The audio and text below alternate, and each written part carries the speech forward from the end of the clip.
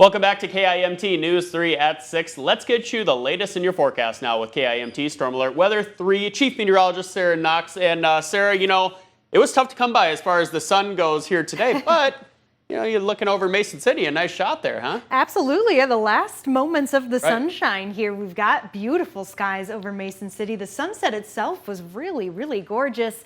A few clouds have moved in, but generally it was on the clearer side. I shouldn't say super clear, but there was that general mix. Gave us a nice look at the setting sun, and now that the sun descends, temperatures are ultimately going to be dropping as well. That's not the only change I am tracking, though. We've got winds staying strong, a little bit of rain to be seen here with a little more on the way. So let's start with that. Talking about satellite and radar, mentioned tiny bit of rainfall, some of it falling from the sky, some of it missing. It's a little dry here on the surface. We can tell that by the dry slot that is coming in here, moving some of the clouds. But it's all part of a much bigger system that's going to be a bit more of a mess for our friends further to the north. For us, it brings this rain chance, but it also is bringing the strong winds that we've been experiencing throughout the day, coming in predominantly from the south, helping to keep things warmer. But once again, I'll point out that there is that spin around activity that I'm tracking as we get into late tonight. So don't be surprised if you hear a little rumble of thunder or the pitter patter of raindrops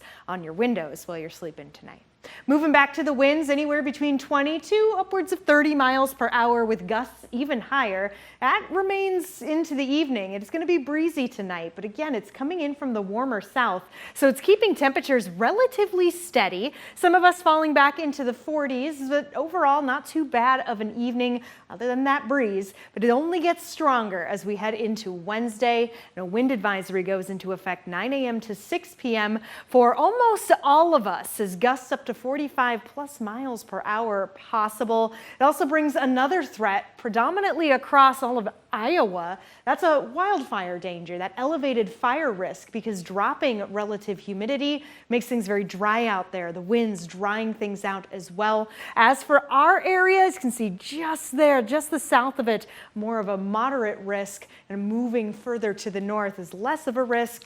It's still a risk. Regardless, try to hold off on burning. All right, now all of this due in part to System 1, but System 2, yeah, that's right, another one, is coming in more of a southern track. This is the one that looks to bring us the wintry mix to snowfall, and it's arriving as we get later into the week. So what does that look like? Well, let's take a peek. This is still System 1, bringing that chance for rain into the overnight, pushing most of the activity further to the north.